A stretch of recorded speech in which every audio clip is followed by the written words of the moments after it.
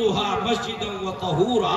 رسول اکرم صلی اللہ علیہ وسلم ارشاد فرماتے ہیں آپ اپنی دکان میں نماز پڑھیں تو نماز ہو جائے گی، اپنے مکان میں نماز پڑھیں تو نماز ہو جائے گی، اپنے کھیت اور جنگل اور کھلیان میں نماز پڑھیں تو آپ کی نماز ہو جائے گی۔ لیکن نماز مطلوب یہ ہے کہ آپ فرض نمازیں پڑھنے کے لیے مسجد کے اندر آئیں۔ اور رسول اکرم صلی اللہ علیہ وسلم نے بعض لوگوں کو دیکھا کہ وہ مسجد میں نہیں آ رہے ہیں تو آپ علیہ السلام نے ارشاد فرمایا لوگوں میرا جی چاہتا ہے کہ لکڑیاں اکٹھی کروں اور سوختہ اکٹھا کروں، اور اکٹھا کر کے اب لوگ چونک گئے کہ تنور لگائیں گے، روٹیاں بنوائیں گے، کیا کریں گے؟ تو سوختہ اور لکڑیاں اکٹھی کر رہے ہیں۔ ارشاد فرمایا دل چاہتا ہے ان کے گھروں میں آگ لگا دوں جو لوگ جماعت سے نماز پڑھنے کے لیے مسجد میں نہیں آتے۔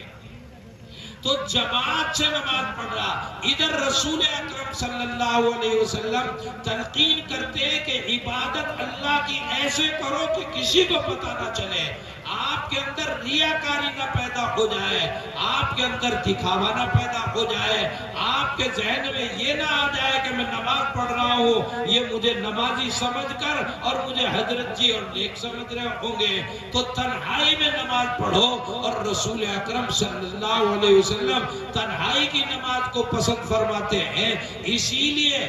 احادیث کی روشنی میں علماء لکھتے ہیں کہ جب آپ کی مشکلات انتہا کو پہنچ چکی ہو، آپ کے مسائل حل ہونے کے قریب نہ آ رہے ہو، آپ مشکلات سے ٹوٹ چکے ہو، دو چار ہو چکے ہو، تو رات کی تاریکی اور رات کے اخیر حصے میں جب دنیا پڑی سوتی ہے آپ اٹھ جائیے اور تہجد کی نماز اللہ کے سامنے پڑھیے، اور تہجد للہیت کے ساتھ پڑھ کے اور پھر اللہ رب العزت سے رو کر اور گڑ گڑا کر مانگیے۔ یہ تہجد کی نماز ایسی تیر بہدف ہے، ایسا کام کرتی ہے کہ آپ کے الجھے ہوئے سے الجھے مسئلے تمام کے تمام اس وقت میں اللہ رب العزت حل فرماتے ہیں جب ساری دنیا کے بادشاہ پڑے سوتے رہتے ہیں۔ تہجد کی نماز کہاں پڑھی جائے گی؟ تنہائی کو اگر آپ اختیار کریں تو زیادہ بہتر ہے، اپنے گھروں کے اندر تہجد کی نماز پڑھیں۔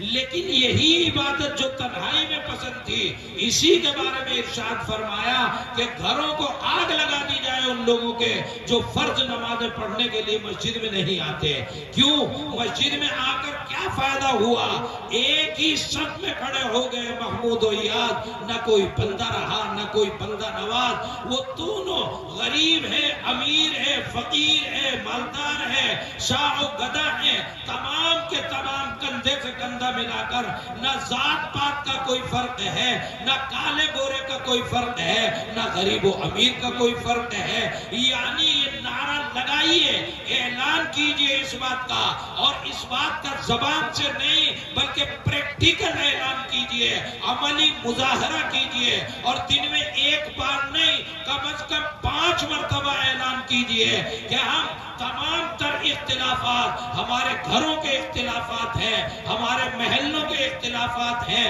ہمارے برادریوں کے اختلافات ہیں، ہمارے کاروبار کے اختلافات ہیں، مگر لا الہ الا اللہ محمد الرسول اللہ صلی اللہ علیہ وسلم پر تمام کے تمام ہم متحد اور کندھے سے کندھا ملائے کھڑے ہیں۔ اتحاد ملت کا سبق فرض نمازوں نے دیا، بغیر اس جماعت کے 27 گنا یا 25 گنا ثواب نماز کا اللہ رب العزت کم کر دیتے ہیں۔ اور اگر آپ اتحاد ملت کا ثبوت دیتے ہوئے اسی نماز کو جو تنہائی میں پڑھ سکتے تھے جماعت کے ساتھ پڑھتے ہیں، اللہ رب العزت 27 نمازوں کا ثواب ان اداؤں کے اوپر بڑھا دیتے ہیں جو ادائیں اتحاد ملت کا پتہ دیتی ہوتی ہیں۔ اللہ رب العزت آسمانوں سے 27 نمازوں کا ثواب بڑھاتے ہیں، آپ نے گھر میں نماز پڑھی، نماز ادا ہو گئی، ایک نماز کا ثواب مل گیا، لیکن جماعت کے ساتھ جب آپ نے مسجد میں نماز پڑھی تو اتحاد ملت کا ثبوت دیا ہے۔ اسی ثبوت پر اللہ رب العزت آسمانوں سے یہی نہیں کہ اتحاد ملت دنیا کی ضرورت ہے، ہمیں کوئی لڑنا ہے کسی سے، ہمیں کسی کو مارنا ہے، ہمیں کسی کو پیٹنا ہے، ہم کوئی جنگلی ہیں، ہم کوئی وحشی ہیں، ہم کوئی دنیا کو تکلیف پہنچانے آئے، ہم کوئی بھیڑیے ہیں جو دنیا کو کاٹ کھائیں گے، ہم کاٹنے والے نہیں ہیں، ہم تو رحمت اور نرمی کا مظاہرہ کرنے والے اور دنیا کے لیے دلوں کو نچھاور کرنے والے لوگ ہیں۔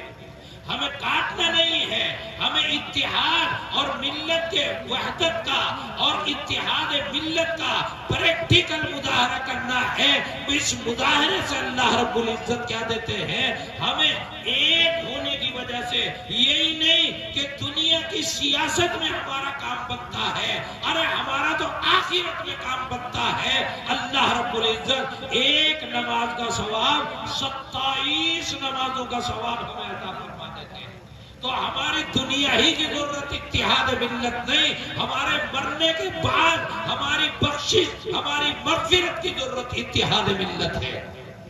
پھر یہی نہیں کہ جماعت کے ساتھ ایسا ہو جائے، بلکہ جمعے کے دن 8 دن بہت سے لوگ دور دراز مسجدوں میں الگ الگ محلوں میں ہوتے ہیں۔ پھر جامع مسجد میں طلب کر لیا گیا کہ جو چھوٹی چھوٹی مسجدیں ہیں، چھوٹی چھوٹی بستیاں اور آبادیاں ہیں، ان سے ملاقاتیں آپ کی اتحاد کے مظاہرے کا موقع نہیں مل پاتا۔ جمعے کے دن جامع مسجد کے اندر تمام مسلمان اکٹھے ہو جائیں، تھوڑا دور دراز کے ہوں گے، بازاروں کے ہوں گے، تنہائی کی نمازوں والے ہوں گے، دکانوں اور کاروبار والی نمازوں والے ہوں گے، وہ سارے کے سارے ایک بڑی مسجد میں جمع ہو جائیں اور ارشاد فرمایا کہ جمعہ نام ہی اتحاد ملت کا ہے۔ بڑی جمعیت، یہ چھوٹی جمعیت تھی جو 5 ٹائم ہوئی، جمعے کے دن بڑی جمعیت ہے، بڑا مظاہرہ اتحاد کا کرنا ہے۔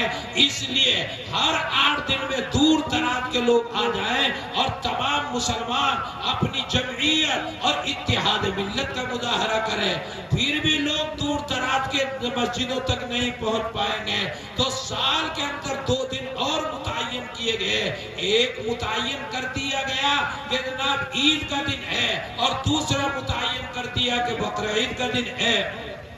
جو لوگ جمعے میں بھی ایک دوسرے سے کندھے سے کندھا ملا کر کھڑے نہیں ہو سکے، وہ ان 2 دنوں کے اندر دور دراز سے سمٹ کر اکٹھے ہو جائے اور شبانہ جنگلوں میں نکل جائے، بیابانوں میں نکل جائے، عید گاہوں میں جا کر اور کندھے سے کندھا ملا کر کھڑے ہو جائے۔ رشتے کے ہیں، بغیر رشتے کے ہیں، غریب ہیں، فقیر ہیں، امیر ہیں، بادشاہ ہیں، حاکم ہیں، محکوم ہیں، ہر طرح کے لوگ اتحاد ملت کا مظاہرہ کریں گے اور عید کی نماز ایک ہی امام کے پیچھے، بقرعید کی نماز ایک ہی امام کے پیچھے، سال میں 2 دن اس کام کے لیے متعین کر دیے گئے کہ آؤ ملی اتحاد کا مظاہرہ کرو۔ اور پھر اس میں بھی لوگ اکٹھے نہیں ہو پاتے، یہاں کے اکٹھے ہوں گے، بنولی کے لوگ اکٹھے ہو جائیں گے، قرب و جوار کی بستیوں کے لوگ اکٹھے ہو جائیں گے، دربھنگا کے لوگ اکٹھے ہو جائیں گے، لیکن ابھی ملت کا اتحاد ایسا لگ رہا ہے کہ دربھنگا کا اتحاد ہے یا بہار کا اتحاد ہے، یہ ممالک کا اتحاد نہیں ہوا۔ اس لیے اللہ رب العزت نے ایک عجیب سی عبادت، دیوانگی والی عبادت متعین فرمائی اور حج کو متعین فرما دیا کہ ایسا نہیں کہ آپ کی زبانوں کا اختلاف، آپ کے ممالک کا اختلاف آپ کے لیے حائل ہو جائے، نہیں، حج کے دن میں یوم عرفہ ایک ایسا دن متعین فرما دیا کہ جہاں ساری دنیا من کل فج عمیق، دور دراز سے، ترک و تیلم سے، عرب و عجم سے، ہر جگہ سے، تمام نسلوں کے اختلافات کے باوجود اور تمام رنگوں کے اختلافات کے باوجود، زبانوں کے الگ الگ ہونے کے باوجود تمام دنیا کے مسلمان اکٹھے ہوں گے، اور جتنی بڑی تعداد میں اکٹھے ہونا ممکن ہو اتنی بڑی تعداد میں اکٹھے ہوں گے، ایک لباس میں ہوں گے، ایک پوشاک میں ہوں گے، کوئی سایہ نہیں ہوگا، کوئی لنٹر نہیں ہوگا، کوئی چھپر نہیں ہوگا، دیوانہ وار یہ تمام کے تمام عرفات کے میدان میں کھڑے ہوئے ہوں گے، اور لوکوتک میدان بھرا ہوا ہوگا، اور تمام لوگ ملت کے اتحاد کا مظاہرہ کر رہے ہوں گے کہ آج ہماری زبانوں کا اختلاف بھی حائل نہیں ہوگا، ہمارے ممالک کا اختلاف بھی حائل نہیں ہوگا، ہم سرحدوں کو پامال کرتے ہوئے، سرحدوں کو پار کرتے ہوئے، عبور کرتے ہوئے تمام کے تمام دنیا کے کسی کنارے پر ہوں، ہم ایک وحدہ لا شریک کے ماننے والے ہیں، ایک رسول جناب محمد الرسول اللہ صلی اللہ علیہ وسلم کے ماننے والے ہیں، ایک قرآن حکیم کے ماننے والے ہیں، یہ تین بنیادیں ہماری قرآن کریم ہے، رسول اکرم صلی اللہ علیہ وسلم ہے، اور خدا وحدہ لم یزل ولا یزال ہے۔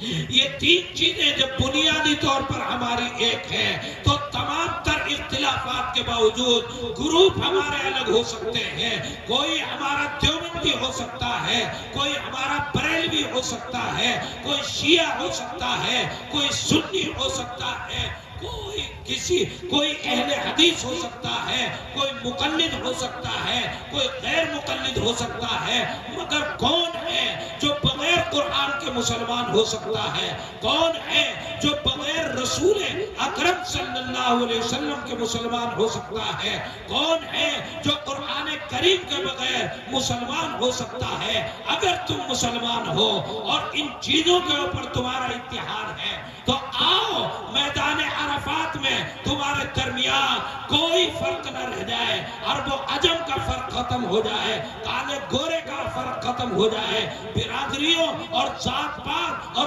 امیری غریبی کا فرق ختم ہو جائے، تم تمام ایک ہو کر آواز لگاؤ، لبیک لبیک لا شریک لک لبیک ان الحمد والنعمت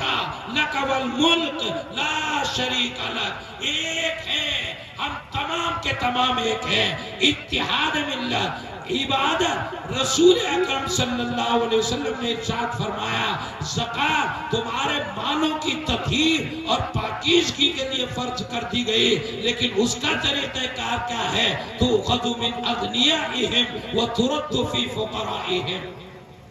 آپ ہی کے امیروں سے پیسہ لیا جاتا ہے، آپ ہی کے غریبوں کے اوپر خرچ کر دیا جاتا ہے۔ یہ غریبوں کا پیٹ پالنا، غریبوں کی غمخواری کرنا، غریبوں کی ضرورتیں پوری کرنا، یہ اتحاد ملت کے لیے فرض فریضہ نہیں بلکہ فرض اللہ رب العزت نے کر دیا ہے۔ یہ زکوٰۃ اجتماعیت کا اور اتحاد ملت کا سبق دیتی ہے۔ رمضان المبارک ہے، کہیں سردی ہے کہیں گرمی ہے، کہیں چھوٹا دن ہے کہیں بڑا دن ہے، تو روزے الگ الگ دنوں میں ہو جانے چاہیے۔ ہندوستان میں جنوری میں ہو جانے چاہیے روزے، اور دوسرے ممالک میں ٹھنڈے ممالک میں ٹھنڈک کے ٹائم میں روزے کر دینے چاہیے۔ الگ الگ دنوں میں روزے متعین ہو جاتے، ملک بھی تو الگ الگ ہے، مگر ساری دنیا کا رمضان ایک ساتھ آتا ہے، ایک ساتھ سارے مسلمان بھوکے ایک ساتھ کھانے والے، یعنی اتحاد ملت کی دعوت دیتا ہوا رمضان المبارک آتا ہے۔ آپ کی عبادتیں چار اہم ترین عبادتیں ہیں، نماز ہے، روزہ ہے، زکوٰۃ ہے، حج ہے۔ چاروں کے اندر ملت کے اتحاد کا ایک اہم سبق نہیں دیا گیا، بلکہ آپ سے طلب کیا گیا ہے کہ اتحاد آپ کے اندر ہے یا نہیں ہے۔ اگر یہ اتحاد آپ کے اندر ہے تو پھر متحد ہو تو بدل سکتے ہو زمانے کا نظام، متحد ہو تو بدل سکتے ہو زمانے کا نظام، اور اگر یہ نہیں تو علامہ اقبال پاک علیہ الرحمہ نے ارشاد فرمایا تھا منتشر ہو تو مرو، شور مچاتے کیوں ہو؟ پھر کیوں کہتے ہو کہ خدا کی مدد نہیں آتی؟ ارے خدا کی مانی ہوتی تو خدا کی مدد آئی ہوتی، اور خدا کی مانی نہیں تو خدا کی مدد آنے والی نہیں ہے۔ خدا کوئی دکاندار تو ہے نہیں جو آپ نے اور میں نے کہہ دیا اللہ یوں کرتے اور یوں کرتے اور یوں کرتے اور اللہ نے کر دیا۔ نہیں، اللہ تو قادر مطلق ہے، اللہ تو حاکم الحاکمین ہے۔ آپ اللہ کی مانو تو پھر اللہ کی مدد آپ کے لیے آنے کے لیے تیار ہے۔ یہ اتحاد ملت ہے۔ رسول اکرم صلی اللہ علیہ وسلم نے ایک اتحاد انسانیت، اس اتحاد ملت میں تو قرآن کریم نے اعلان فرما دیا لکم دینکم ولی دین۔ دنیا کے لوگوں کان کھول کر سن لو، ہم تمہارے دھرم میں دخل اندازی کرنے والے نہیں ہیں۔ یہ ہو سکتا ہے ہم جس بات کو صحیح سمجھتے ہیں وہ بتا رہے ہوں، لیکن ماننا نہ ماننا آپ کو اختیار ہے۔ آپ جس بات کو صحیح سمجھ رہے ہو وہ ہمیں بتائیں، ماننا نہ ماننا ہمارا اختیار ہے۔ لیکن لکم دینکم ولی دین، تم اپنے دھرم پر رہو، ہم اپنے دھرم پر ہیں۔ تمہارے دھرم میں نہ ہم رکھنا ڈالیں گے نہ ہمارے دھرم میں دخل اندازی تم کرنا۔ ہمیں پتا ہے تم ہمارے اللہ کی پوجا نہیں کرنے کے اور ہم تمہارے کسی کی پوجا نہیں کرنے کے، یہ پوجا پاٹ کا فرق۔ لیکن اس فرق کے ساتھ پھر رسول اکرم صلی اللہ علیہ وسلم نے اتحاد انسانیت کا سبق پڑھایا اور ارشاد فرمایا رسول اکرم صلی اللہ علیہ وسلم نے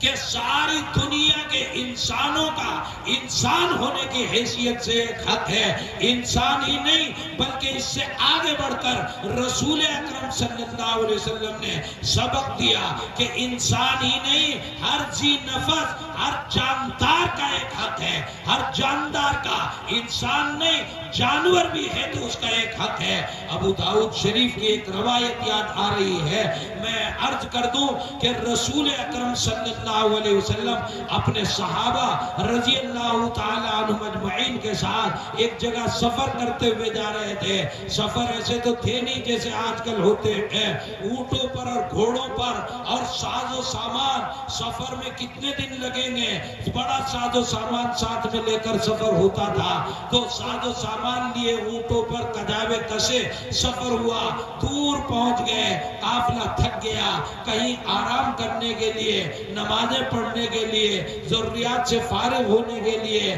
اور سونے جاگنے کی ضرورتیں پوری کرنے کے لیے قافلے کا ٹھہراؤ ہوا، قافلہ رکا،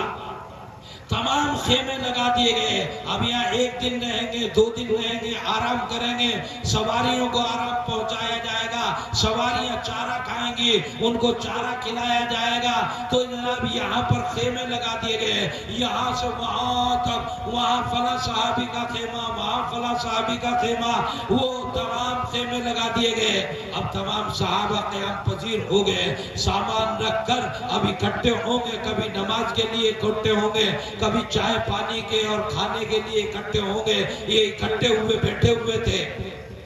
رسول اکرم صلی اللہ علیہ وسلم کو قضاء حاجت کی ضرورت ہوئی اور رسول اکرم علیہ السلام قضاء حاجت